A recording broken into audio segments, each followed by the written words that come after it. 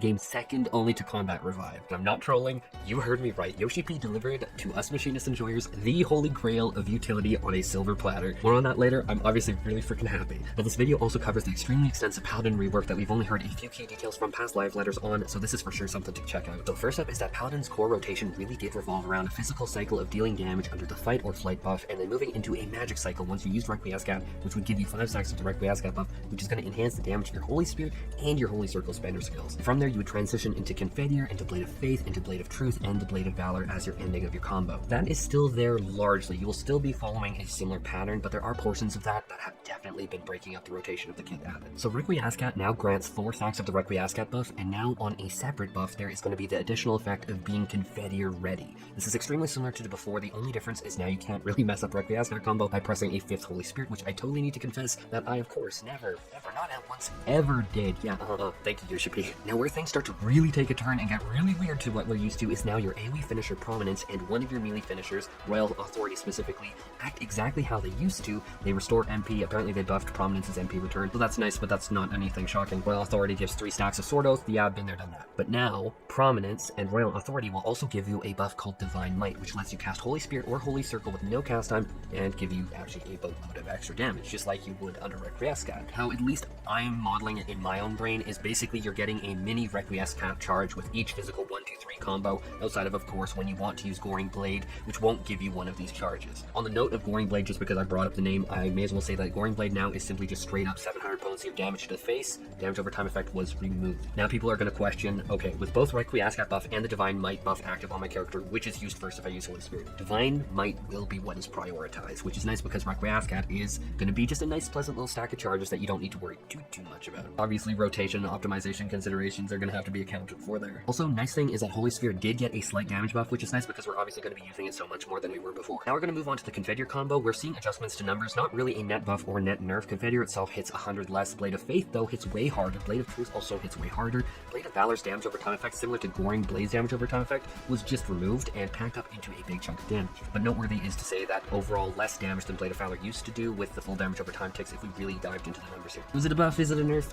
It's a maybe? It's kind of all over the place, and I'll wait until we see the final numbers. I guess more than anything, it's a balancing out. Now let's talk about the flip side of that coin, what we lost for all these changes. So the first thing is that Fight or Flight used to last 25 seconds, it's now down to 20 seconds. There is a ton of very minor potency nerfs to things like Riot Blade, Royal Authority, Atonement. We're seeing more leveling down of the physical side for sure here. Not by anything too significant, I wouldn't worry about it, but we are seeing a little bit of a toning down. With that, let's get into the rest of the Paladin's miscellaneous changes. So first up, Iron Will, the enemy skill, is now getting a new fancy icon to show when you want to remove tank stance, as well as a minor reduction in recast time. Even though it was already only 3 seconds, it's now being brought down to 2. Holy Sheltron was reworked from blocking incoming damage attacks to now being flat out damage reduction taken by 15%. Thank goodness. Carvey damage over time effect early in the tier really haunt me. Help. Those are so bad. They also added a brand new skill, or rather an old skill that we lost, called Bulwark, which is on a shorter 9-second cooldown that will guarantee all attacks are blocked, which is great for pretty much everything other than damage over time effect skills, but it will for sure make an impact on Paladin survivability. This is a very welcome button. It's kind of like Gunbreaker has camouflage with some parry on it. I kind of like Bulwark a lot. Last but absolutely not least is Divine Veil is getting GIGA buffed for Paladin. I don't know how else to say it, GIGA buffed.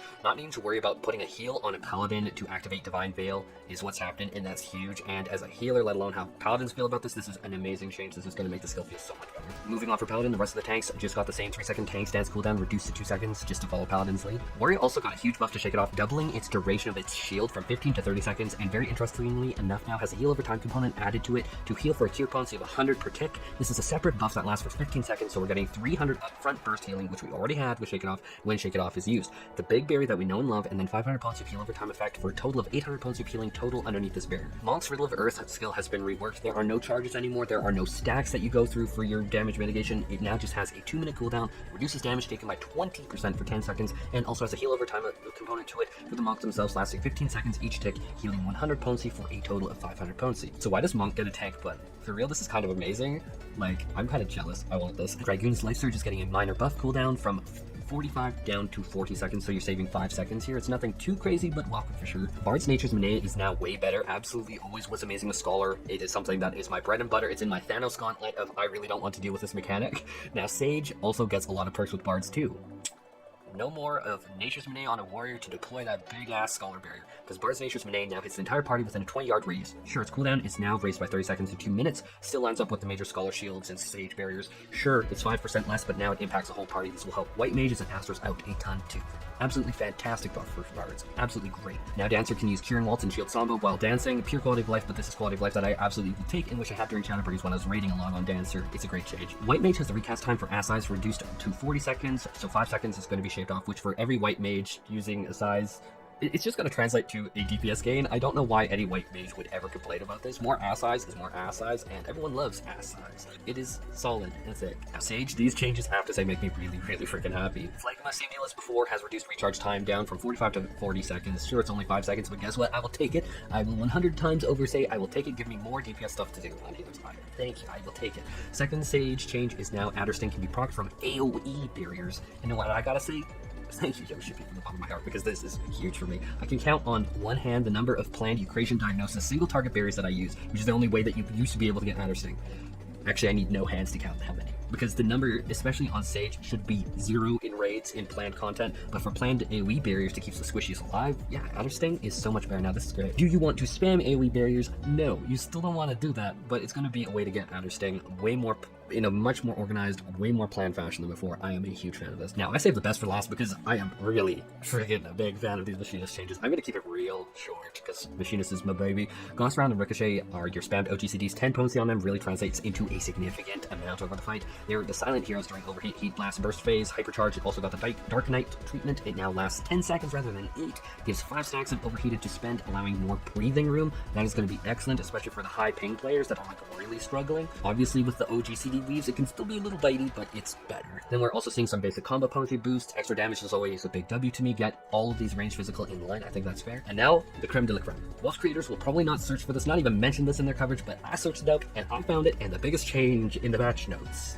Sorry, Paladin Rework, but this is huge to me. Dismantle is a skill Machinists used to have for a very long time ago in the days of Eld when I was still in high school. And now it's added back and it's improved. It lowers the target's damage, all damage, by 10% for 10 seconds, and they also have Tactician as always. Yeah,